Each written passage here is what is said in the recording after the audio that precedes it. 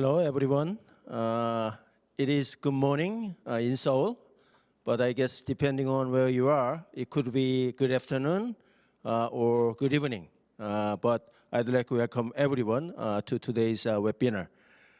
Thank you all for finding time and visiting today's webinar.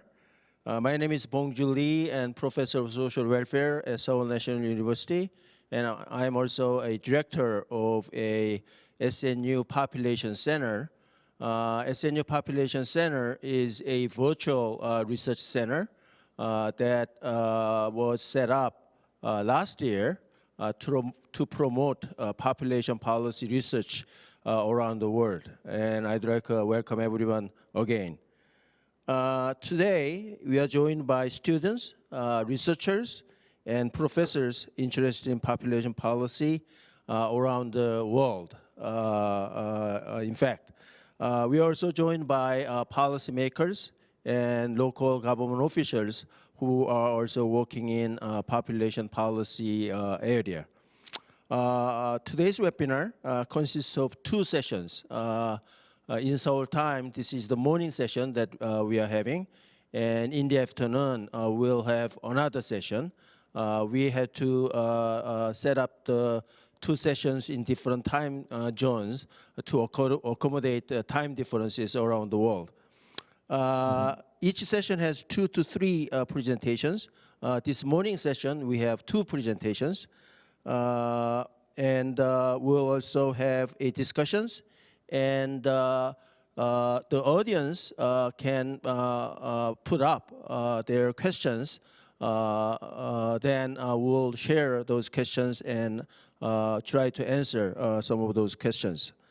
For our first session, this morning session, we have Professor Zachary Zimmer from Mount St. Vincent University and Professor Peng from University of Toronto as our guest.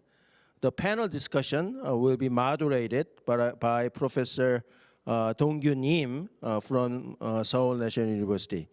Again, during the session, please submit your questions if you have any for our speakers during the presentations. The questions will be collected and shared with our speakers for them to respond during the panel discussion after each presenter's presentation. So now, without further ado, I'd like to introduce Professor Dong-Kyun for the panel session. Thank you.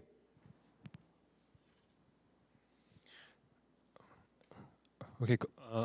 Hello. Okay. Thank you, Professor Lee, for your welcoming remarks. My name is Dong-Kyun, professor in the Department of Sociology at Seoul National University. Happy to moderate the first session. So the first session will be a relatively short session with 2 presenters. So let me introduce the presenters first. So the first presenter is Professor Zachary Zimmer.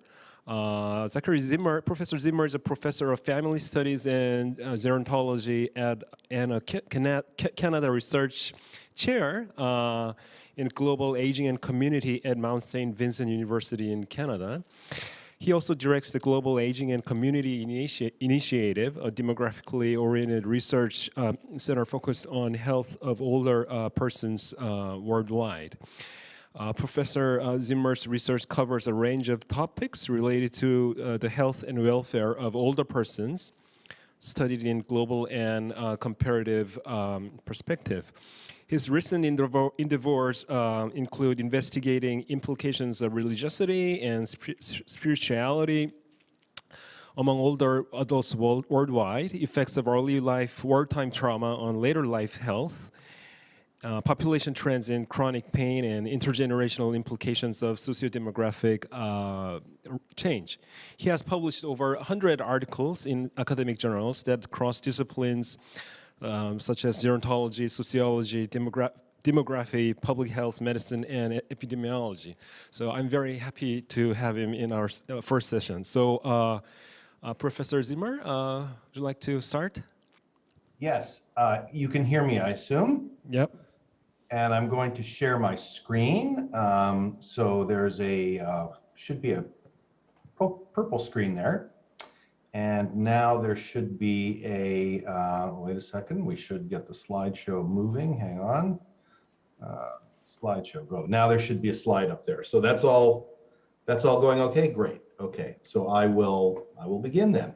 Well, thank you so much for the invitation.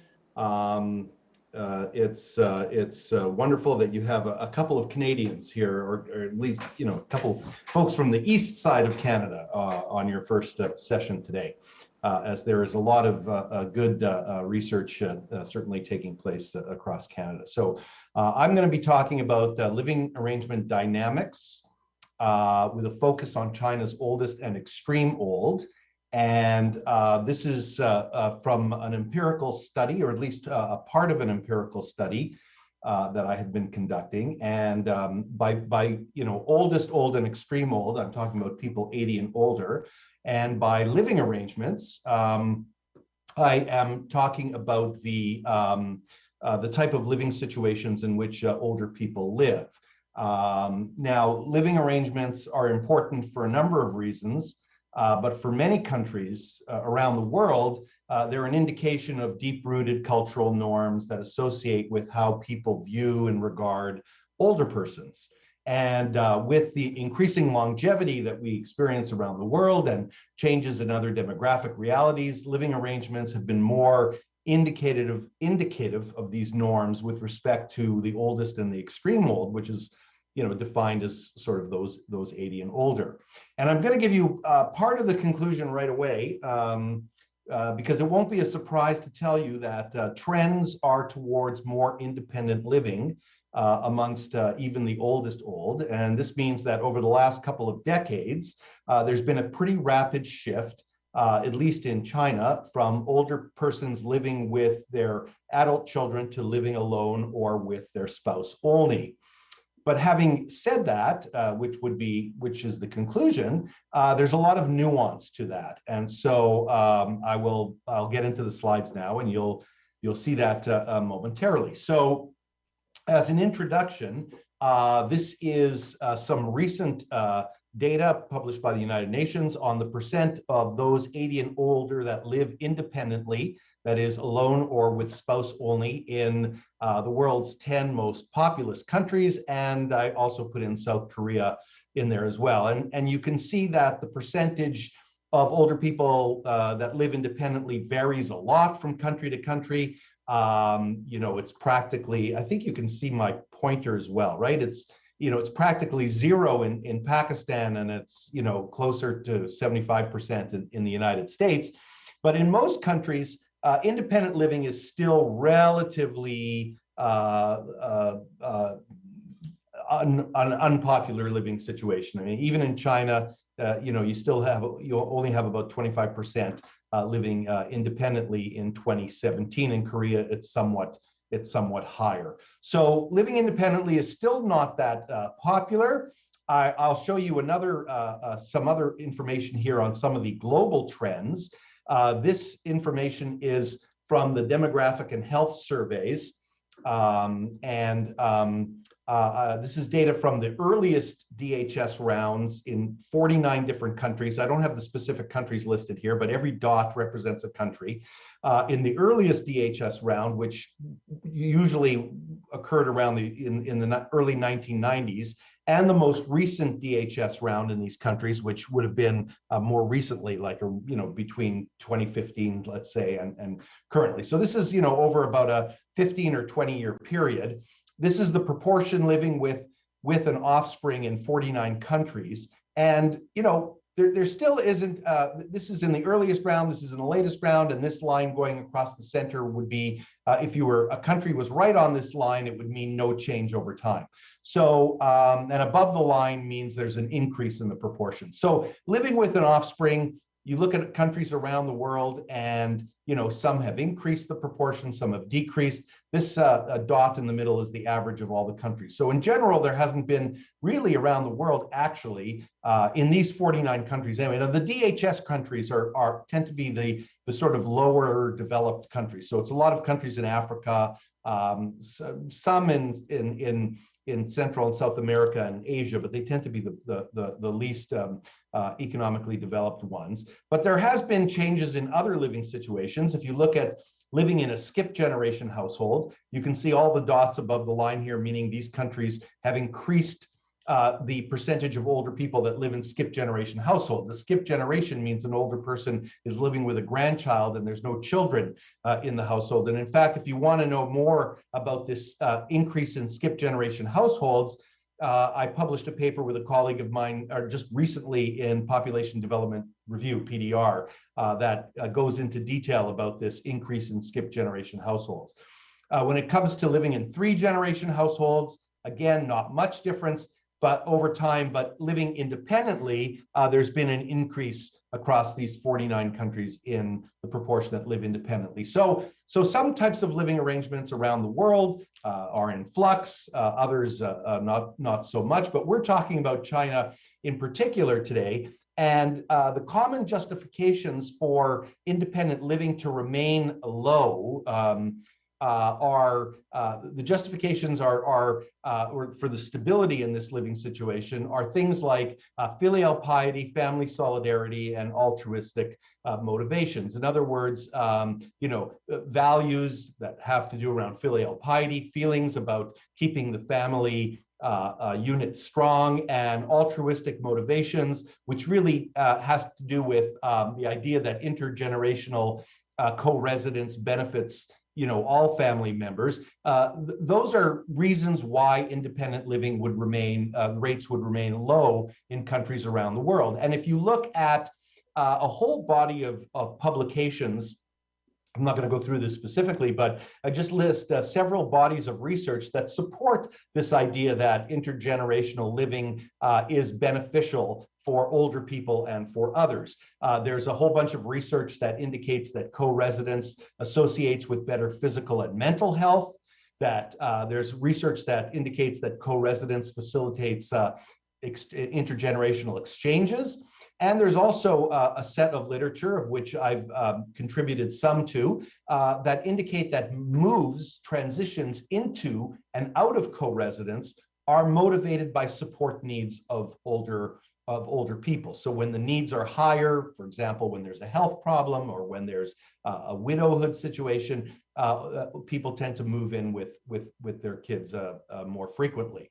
But there's also justifications why there should be an increase in independent living. And these justifications have to do with demographic characteristics, economic characteristics, and social realities that are factors that are thought to erode these traditional norms and values. So if we look at demographics, for example, this is information that won't be of surprise to anyone, but we can look at China's demographic transformation. This is the population growth rate of China going from 1990 to today and then into the future. And there's very little, right now, the population growth rate in China is just about zero, a little bit above zero, but not much. And it's predicted to fall to below zero in the future. So there has not been a lot of growth in China's population. But if you look at this in terms of age differences, there's huge growth in certain subpopulations, and that is specifically the oldest old population. So the younger populations in China are actually decreasing in size. Those between the ages of 15 to 79 are around a zero growth right now. And the only growth that's taking place in China is among the oldest old. And if you divide the oldest old even into greater groupings, 80 and older, 90 and older, and 100 and older, you see that the centenarians, the 100 and olders, are the fastest growing population in China with very, very high growth rates for a number of reasons. So that's the demographic change that is meaning that there's more and more older people around, fewer and fewer younger people with whom to co-reside. There's also economic changes taking place, especially with a movement to urban areas, people moving to urban areas, which is thought to leave older people behind on their own in rural areas. and there's the social changes that are taking place. A lot of people writing about the erosion of filial piety in China and the change in the normative values. So with that as an introduction, I'm going to show now in the next 10 minutes of my presentation the trends in living independently among China's oldest old and among their extreme old. And I'm going to look at it across and then also look at whether these trends are consistent across various subgroups. And for the purpose of this presentation, because I only have so much time, I'm just going to focus on two types of subgroups. One is age groups, octogenarians, nonagenarians, and centenarians. Those 80 to 89, 90 to 99, and 100 and over. And I'm also going to look at rural-urban differences in these trends, because as you can see by the, or as I showed with the economic changes that are taking place, one would expect these changes in living arrangements to occur very rapidly in rural areas where there is all of this outmigration taking place. And with age groups, one would expect less change in the older groups if, in fact, these values are remain in place.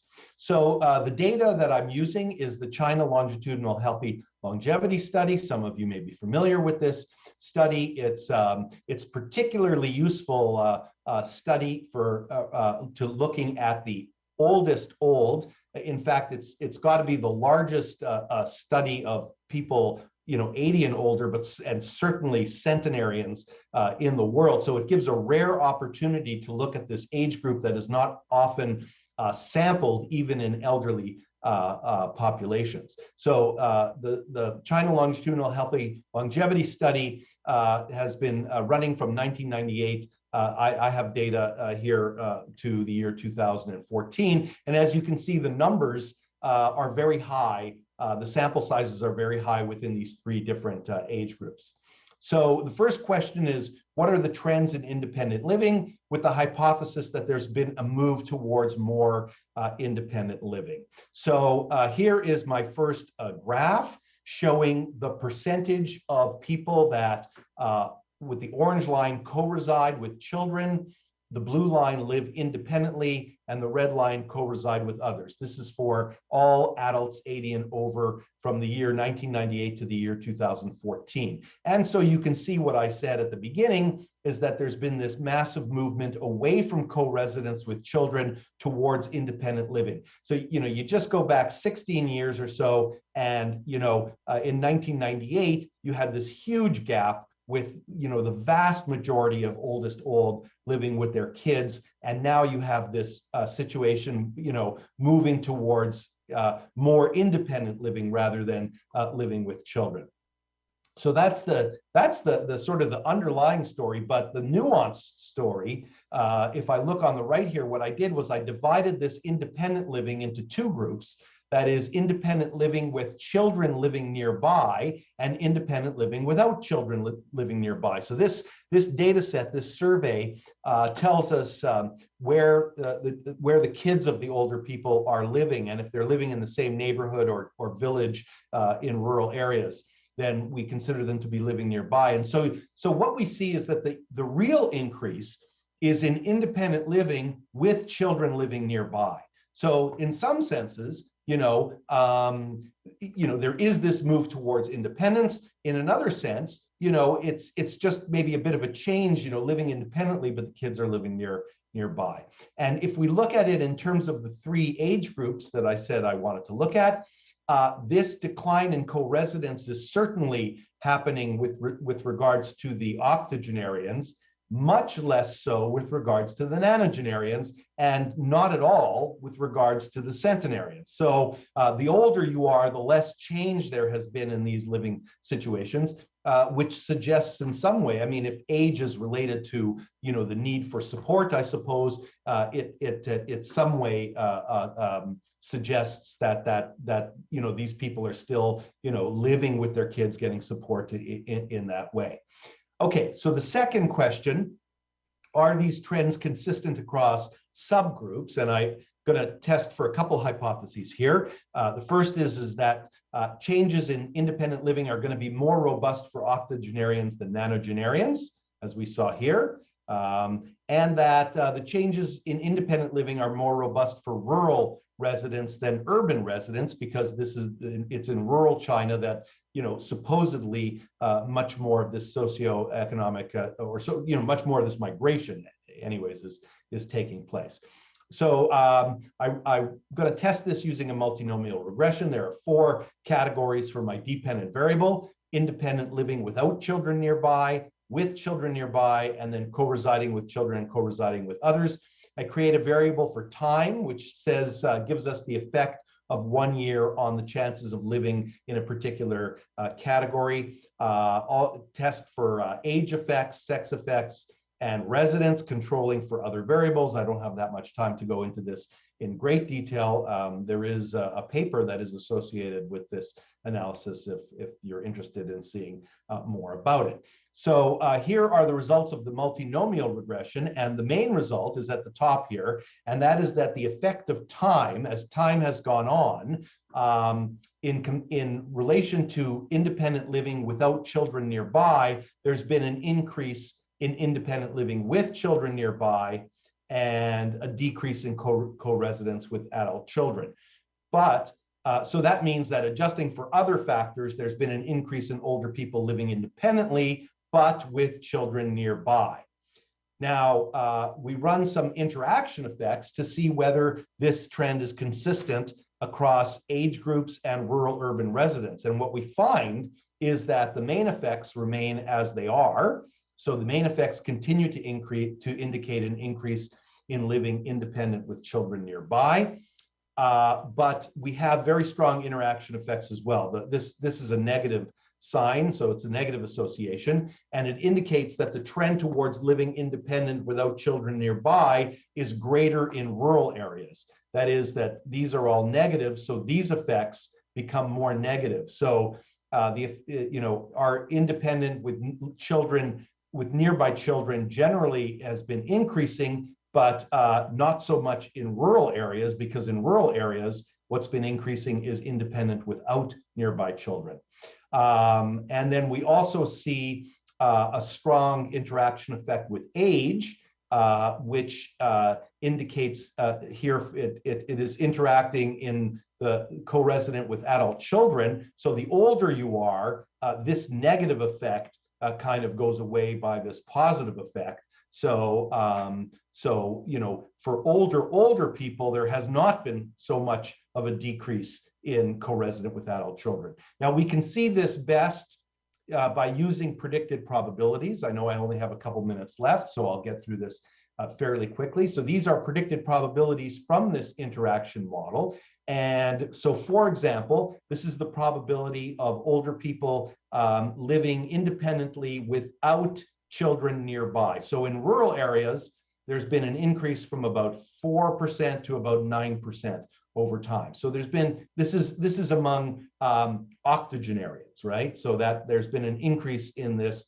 living without children nearby. But if you look at, for example, compare that to urban areas, nonagenarians, there actually has been very little change in the percentage living independently without children nearby. So, without children nearby in urban areas has remained pretty stable. If we look at the percentages living with nearby children, you can see that this is where the big change has occurred. These lines are really going up quite dramatically. The percentage of octogenarians in rural areas that live with children nearby but independently has grown from 16% to 32%, and in urban areas from 8% to 16%, so that has pretty much doubled. Looking at some of the co-residence predicted probabilities, this is co-residing with children. You can see this dramatic decrease in the percentage that co-reside with children in rural areas. Among octogenarians from 7% down to 5.5%. But nonagenarians and centenarians remained relatively stable. In urban areas, also you see this decline in co-residence among octogenarians, where nanogenarians and centenarians remain fairly stable. And I'm not going to talk, this is co-residing with others. What I'm going to do is just move to the conclusion because I only have a few seconds left.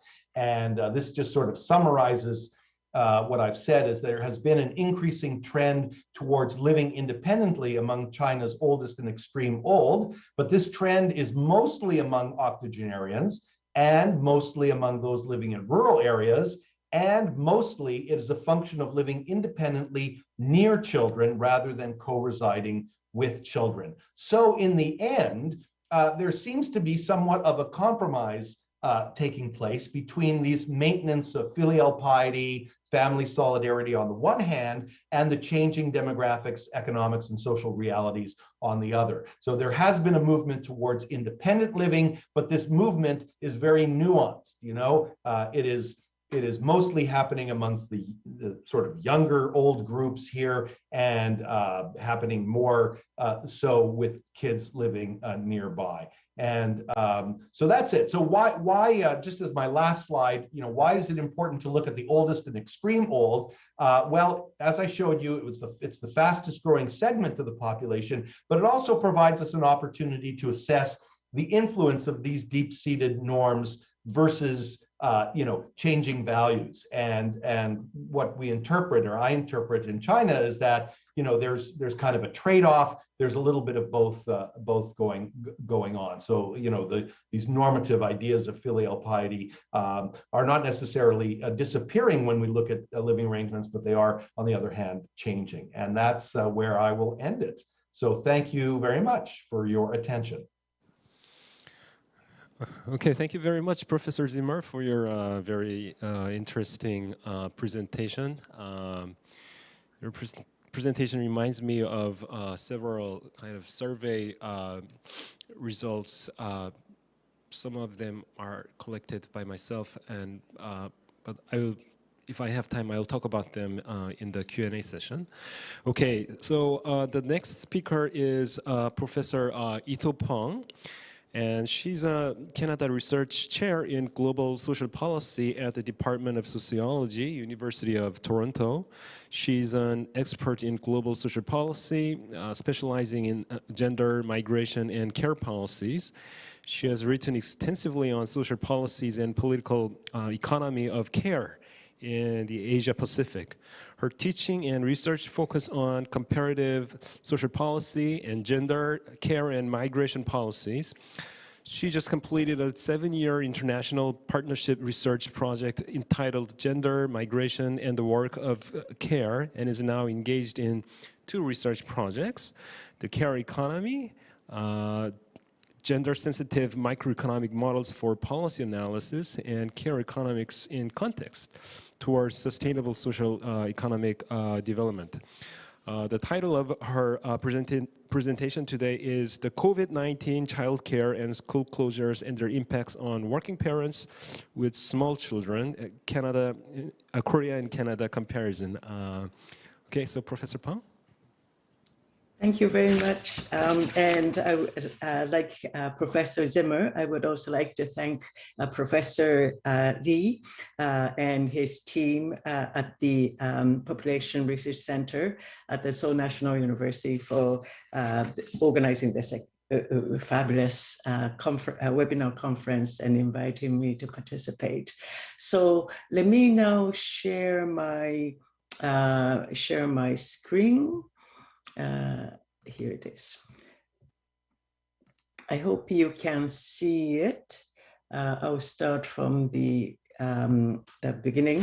So as Professor Yim said, I will be talking about the COVID-19, the impact of COVID-19 COVID-19 child care and school closures and their impacts on working parents with small children.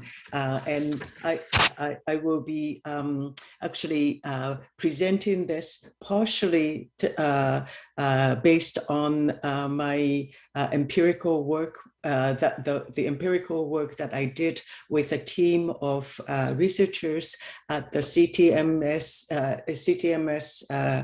centers, Center for Transnational Migration and Social Inclusion at the Seoul National University over the last year, comparing that work that I did with them with the Statistics Canada's survey research. So I guess it's now pretty cliche to say that the COVID-19 pandemic has really exposed the importance of care and care work, and has shown how our economies and social functions really depends on the invisible work of care, both paid and unpaid. And this has been revealed by a large number of older people dying in the long-term care homes, as well as many families with small children, parents having to manage the care for their children and their other family members while also working at home. Many of the studies that have come out since the 2020 suggest that during the pandemic period, most parents have actually increased their unpaid care, childcare work. And this applies to both mothers and fathers, but by and large, studies show that the burden of the increased unpaid childcare has fallen onto mothers more than fathers. So, for example, Adam Pressos and her colleagues' study of the parents' impact of COVID-19 on parents in the US, UK, and Germany have found that women were spending more time taking care of children than men, even when they are both working from home. In the UK, studies by Saville and Smith have found that both parents were doing more childcare work, but mothers were spending more time than fathers doing direct childcare work. As Andrew and her colleagues' studies have shown, that in the case of the UK, that the father did double their time spent in childcare if they have lost their jobs, or if they are furloughed from work. In other words, if they were forced to stay home and did not have work to go to, then the fathers indeed increased their childcare time. Well, there were many studies done in Canada on these issues as well. And the Canadian studies are a little bit more mixed. So for example, Statistics Canada, which is the national statistical agency, they have done a very extensive survey of the parents' outcome during the COVID lockdown period.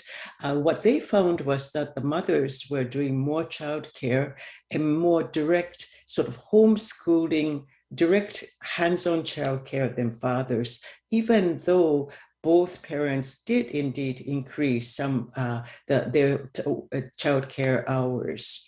But other studies, for example, by Schaefer, Schibling, and Milkes, which survey have found that during the early lockdown period in May of 2020, the fathers did increase their housework and childcare, particularly if they were were staying home to work more often, and then if they had to go to their workplace to work. So in their studies, fathers they have found that fathers do increase their time spent on childcare. Now, Now, let me say a little bit more in more detail Statistics Canada's survey findings, because their findings, their survey was conducted in June of 2020. So shortly after Schaefer, Schibling's, and Milky's survey, and Statistics Canada's survey was much larger and focused on national survey data. What they found was that mothers were more likely to report that they did most of the parental tasks, such as taking children to school or daycare, to and from daycares, and doing more homeschooling and helping with homework, while fathers were more likely to say that these tasks were more equally shared among them and their spouses. The Statistics Canada surveys also found that sort of non-employed fathers were more likely to do more childcare. So this is quite similar to some of the surveyed results that Schaefer, Schibling, and Milky has done. In the Statistics Canada survey, they also asked about the sort of the stress and mental health aspects of the childcare, having to balance work and family responsibilities amongst parents. What they found was that 74% of parents felt very or extremely concerned about balancing childcare and schooling and work all at the same time as a result of the COVID-19 pandemic. And that 61%, so a majority of parents were very or extremely concerned about managing their child or children's behaviors and their stress levels and anxieties and emotions. So they were surveying sort of impact of COVID-19 on parents and children's both physical and mental sort of health aspect as well. Here are some of the sort of figures from the Statistics Canada survey. As you could see from this, that this sort of the top chart is mothers sort of, the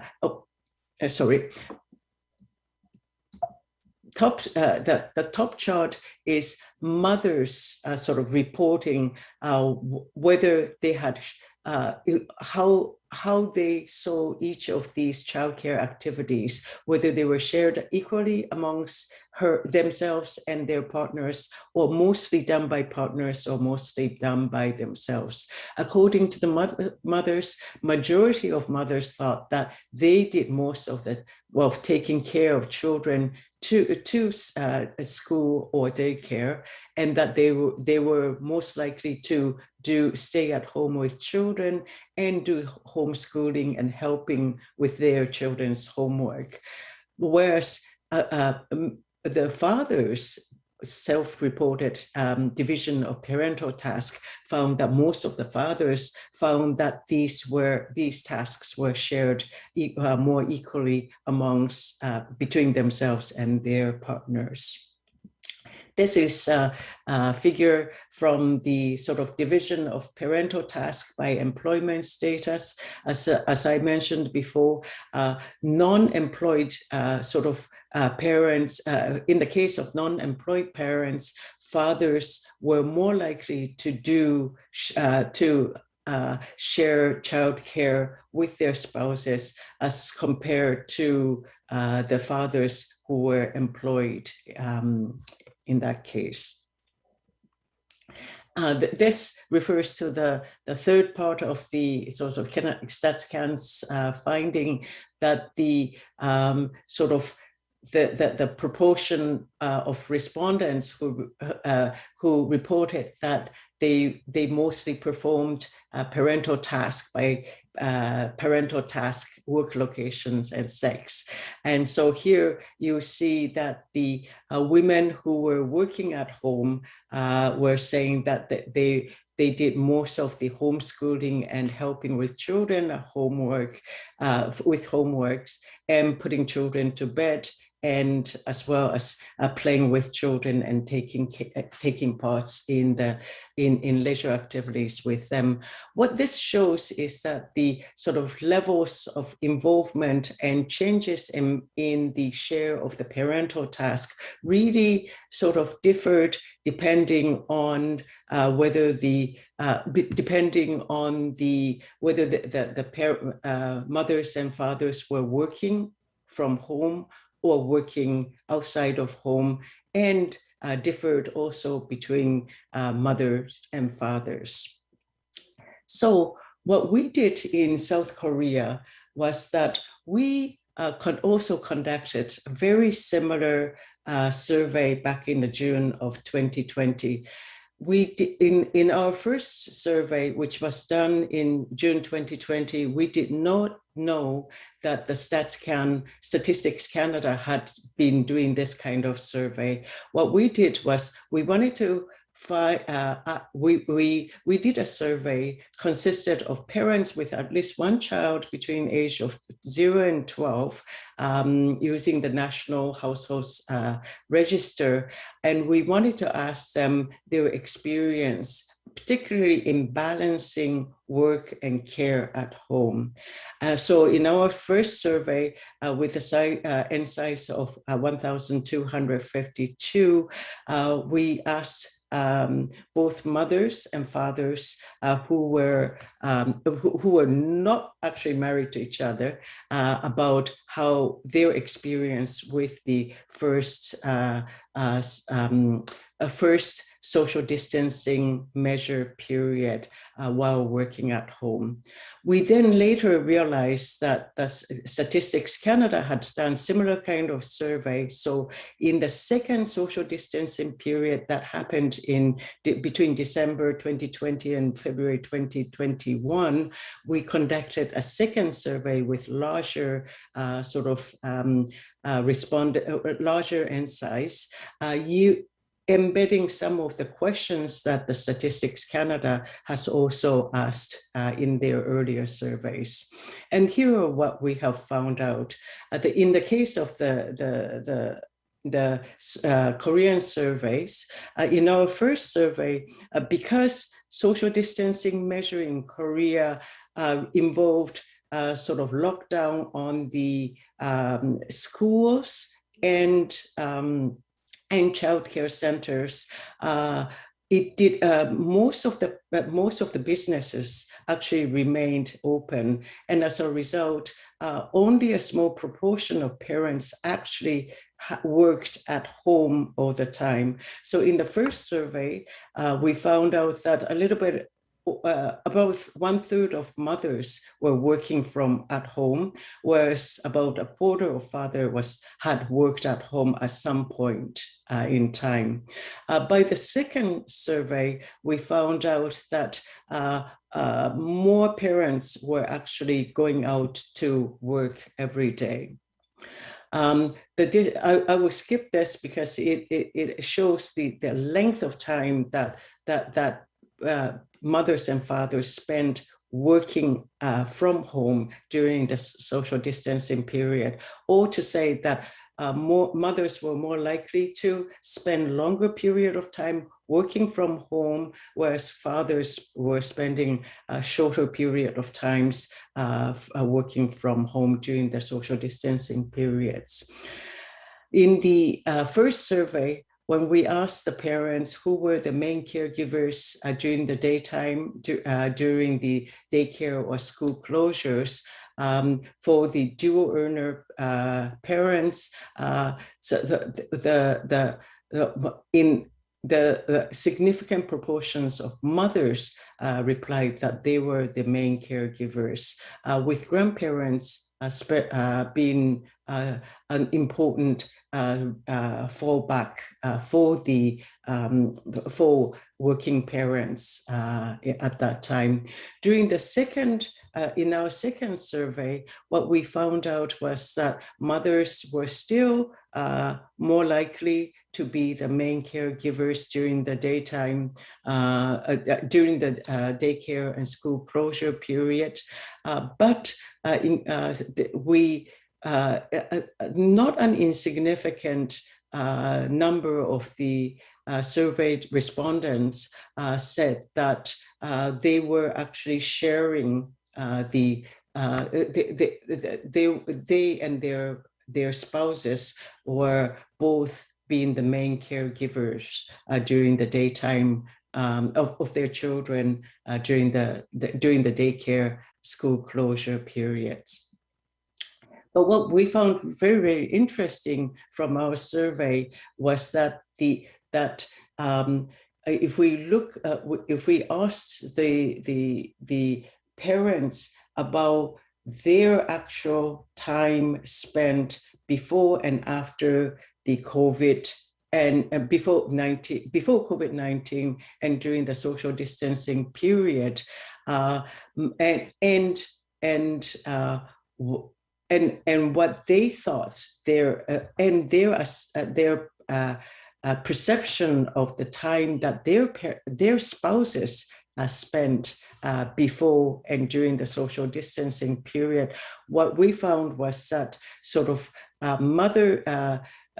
dual earner mothers had increased their total childcare time by a significant amount, much larger amount than either both dual earner fathers and the sole earner fathers, whereas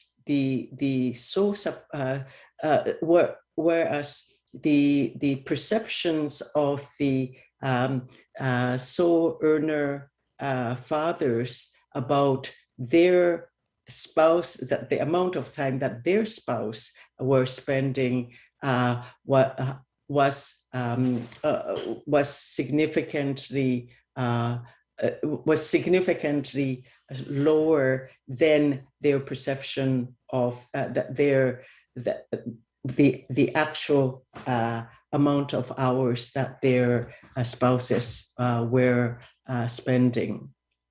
So we were comparing of the sort of the parents' perceptions of the amount of hours that they spent during the social distancing period, and compared to their the perception of their spouses' hours. In the second survey, we asked questions that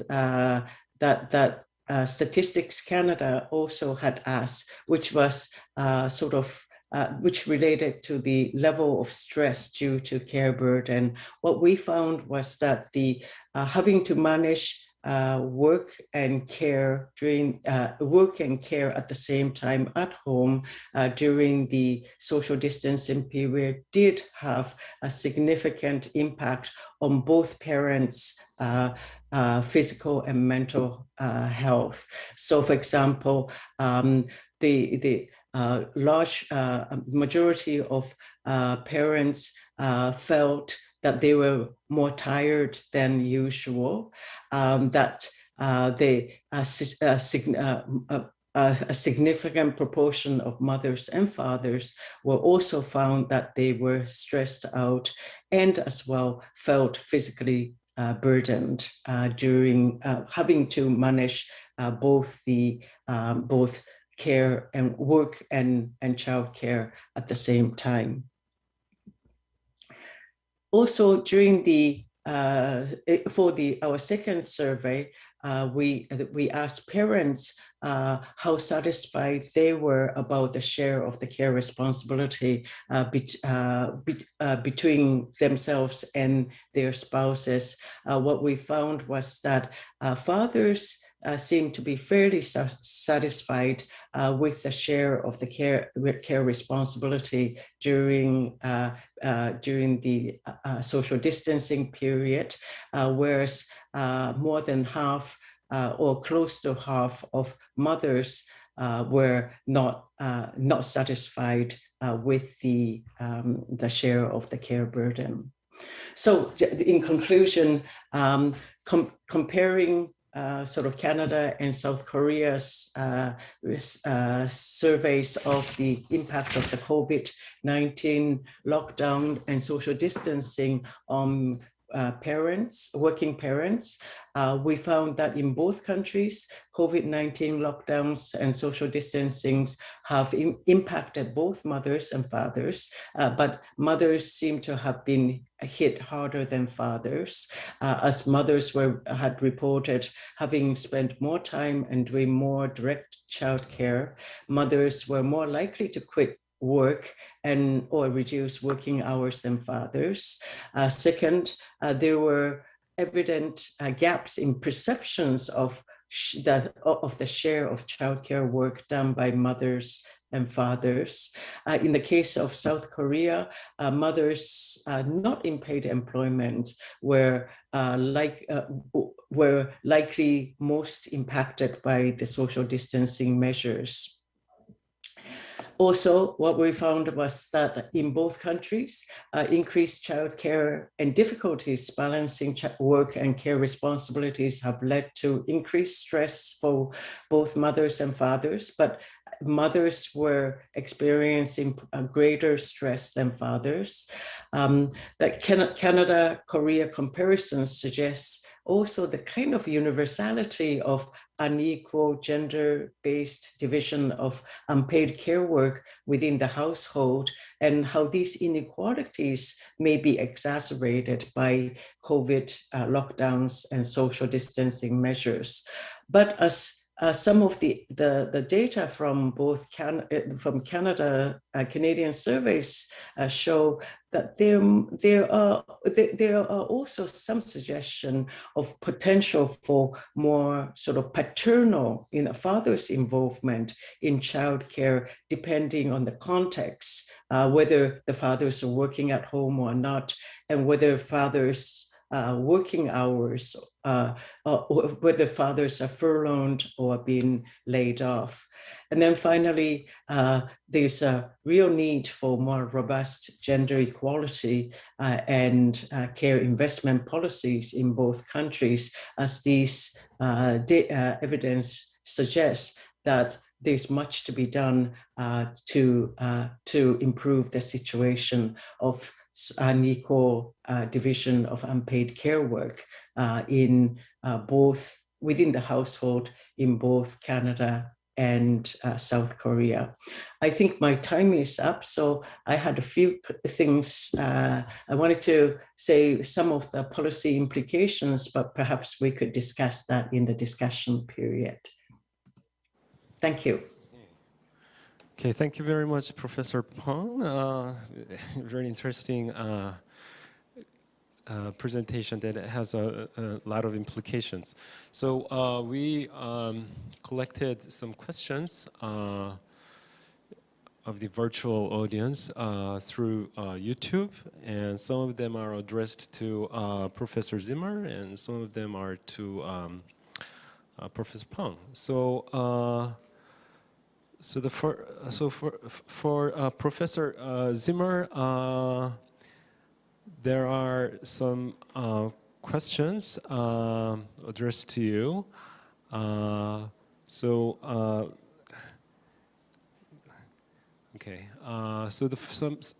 of the questions are like this. So some of the questions are kind of general, like big questions, like, do you believe culture plays a major role when it comes to families living with elders? And also, do you believe elders prefer to have children in their areas or not? And this question is kind of related to some of the survey results that I found recently, a survey conducted in South Korea. So I asked to older generation people, do you want to live with your children? And if my memory is correct, about like 20% of them said, no, I don't want to live with my children. So they want to live independently. So I think even the culture is changing for the parental side. So, do you have any like? And let me just go on. It's just so you can probably answer some of the questions that you think are particularly important or answerable. So, and other questions are: it is interesting to see more elders are living independently, but the children nearby are increasing. I wonder how you would explain this trend, economic versus cultural reasons. From the cultural perspective, it seems to reflect the mixture of increasing individualism and family-oriented culture. Also, I am curious whether the decision for such living arrangement is led by children or parents. And let me read off the comments. And I believe that parents with affluent background would have more bargaining power to ask children to live together or nearby compared to those with lower socioeconomic background. And another question is, thank you for the really interesting presentation.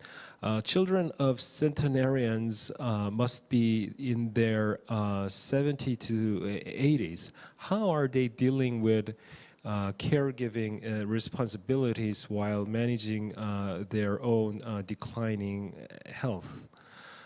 Okay, I think these questions are addressed to Professor Zimmer. There were some questions addressed in Korean, so let me translate them into English. So do you think this kind of trend that you showed in your presentation will just keep going? And why is that, this kind of trend is particularly more salient in the rural areas compared to the urban areas? So these are the questions collected through the YouTube chat window. Like Professor Zimmer, would you like to answer some of the questions? Yeah, sure. Well, there's a lot there, and probably would take me, an hour to kind of go through and answer all those questions. They're very good questions. And I mean, the questions kind of, let me sort of say this. I mean, the questions themselves reflect really what we're looking at, in terms of this research. So the questions themselves, does culture play a major role? How do we explain the trends? Is there a movement towards individualism? Are these trends going to continue? These kind of this is exactly what we're looking at, and I guess in general, my answer is that it's complicated and there's a mix of things going on, right? On the one hand, culture and these normative values are on one hand not changing as quickly as some people think they are. I mean, I remember doing this kind of work, 10, 20 years ago, and there was a kind of, panic in China and in other places in the region, and maybe in South Korea, that somehow, older people were being, abandoned. And the policymakers and the academics that I would work with would be asking questions about, what can we do to stop this kind of, quote unquote, westernization of the sort of Chinese family, right? We don't want to see things move, in that direction where, older people are sort of, more expendable or are put away in sort of nursing homes and not cared for by the family. So all of these questions sort of revolve around this issue of how strong, those cultural values are versus what are the kind of the economic and the demographic trends, and how do they influence. And so, you've got this mix of things going on, and you're right. I think if you ask, older people and you ask their kids, living independently is probably a preference for many. living, co-residing with children was maybe, one way of expressing that kind of, filial piety and care, but now it can be expressed, in other ways. And, the kids that migrate out of rural areas and go to urban areas and make money can be sending money back, to their parents in rural areas. That money can be used for healthcare. It can be used for them to live in better situations. So all of this is very complicated and reflects kind of a mix of things going on, a kind of clash between, these the globalization, the economic things that are going on, and the deep-seated cultural norms, which I think remain. So that's not answering any one particular one of these questions, but rather sort of giving my view, sort of as an overarching view to what these questions are pertaining to, because I probably can't answer each one of them independently in just a few minutes. But so I hope that that's kind of some sort of an answer. Mm-hmm. Okay, thank you for your answer. It also came to my mind that maybe traditionally there was a kind of system of intergenerational reciprocity. So parents look after the children, so their children should be looked after by their own children. So when this 1010 Initiative project ran an 8-country survey this year. So we asked same questions to East Asian societies and Southeast Asian societies. And one of the questions we asked was, if you want to have children in the future, why do you want to have children? What is the reason? And one interesting difference between East Asian societies, which are like much more westernized and individualized societies, the percentage of people who chose the answer because I need someone who can look after me when I get old, that was like 5% or 6%, something like that. But in case of Southeast Asian societies, that percentage was like 20%. So I think there was the system of intergenerational kind of reciprocity is still kind of going on in Southeast Asian societies, but that kind of reciprocal kind of relationship or system of exchange, intergenerational exchange, is kind of being probably broken in more individualized societies. Well, if I could make just a quick comment on that. I mean, yes. I mean, if you went back, 20, 30 years and you asked that question in East Asian societies, you would get a much higher percentage that said, I need children to take care of me. But I think that, without getting into too much detail, I think some of that reciprocity remains, but it remains in other ways. I mean, there's still this intergenerational solidarity that is very strong. Not just in East Asia, but everywhere in the world, there is this notion of sort of reciprocity, but how it gets expressed is changing, right? So it's not so much kind of this one-to-one exchange, but it is still sort of there in other ways. So yeah, probably the state is providing a more kind of significant role in the generalized exchange system, because the welfare system like public pension system, for example, has developed rapidly in recent years.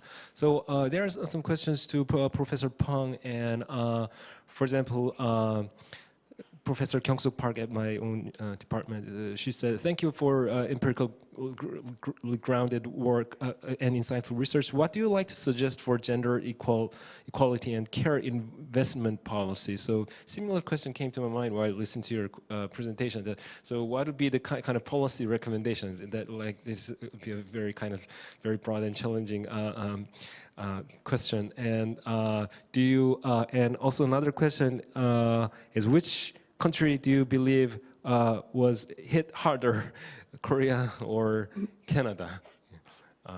Yeah, very important question, I guess. Can you answer those two questions first? Sure.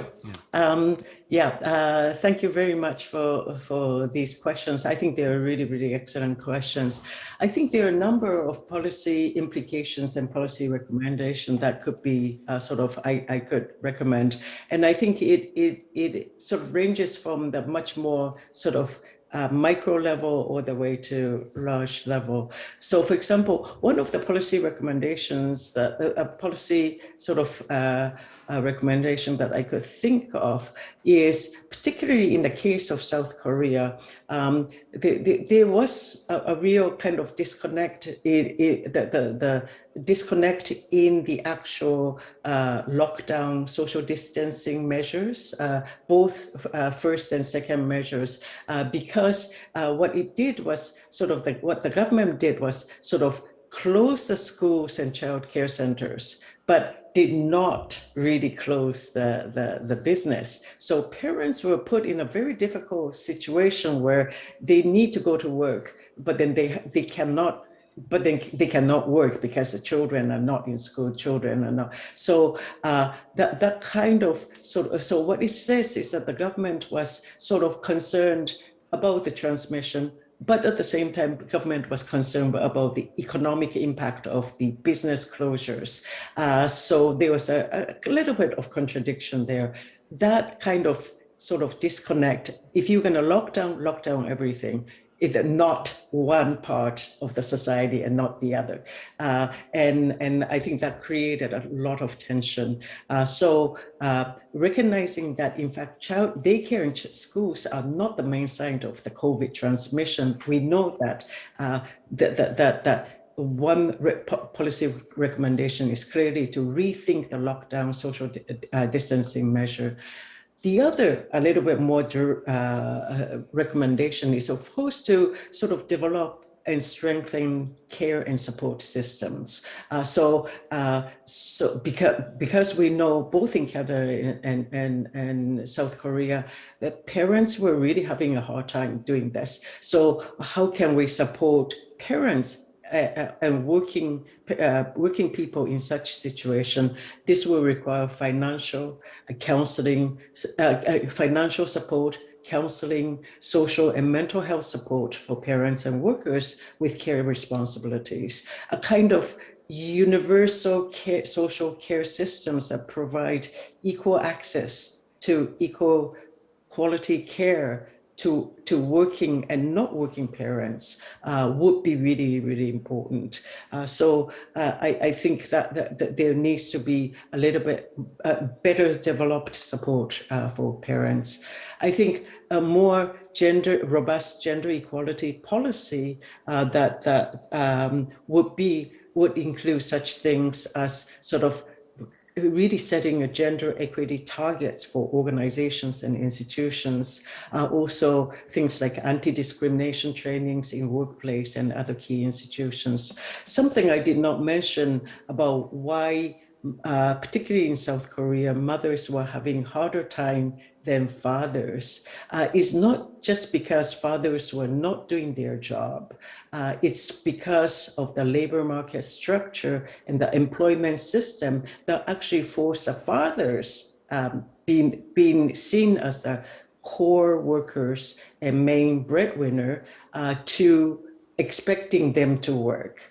And so I think the fathers were put in a very difficult situation in that case. So so I guess what I'm suggesting is that one of the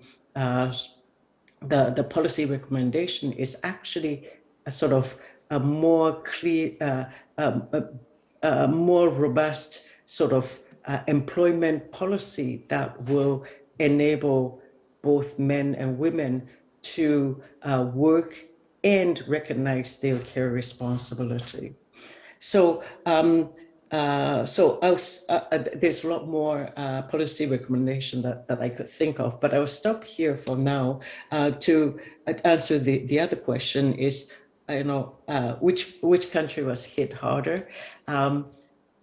I say, that South Korea, as far as COVID-19 is concerned, is a model country of success case, right? That because South Korea was able to contain the transmission very well through contact tracing, technological use, all these things. So South Korea is clearly, in some ways, has come out much better than other countries. I think what Canada has is that the government actually did provide a lot of support for the parents and working people, because during the lockdown period, they actually locked down everything, or the workplace, and therefore the government did provide a lot of financial support for the people who were not able to work or unemployed. Okay, we have a few questions left, but I think it's time to wrap up. So thank you, both professors. I think there was a nice contrast between the two presentations. So both touch on the issue of care, but in one case, the absence of care was a kind of problem, but on the other hand, the too much intensive care was a problem. So I think that kind of raises a kind of fundamental question of what is care, and care can sometimes the meaning of life and the source of human bonding, but on the other hand, care is somewhat kind of that it creates some kind of tension with today's individualisms and people's pursuit of autonomy and so on. So thank you both professors, and I think this is it, the end of the first session. Thank you everyone. Thank you all the audience who participated virtually. I'll stop here. Thank you. Thank you.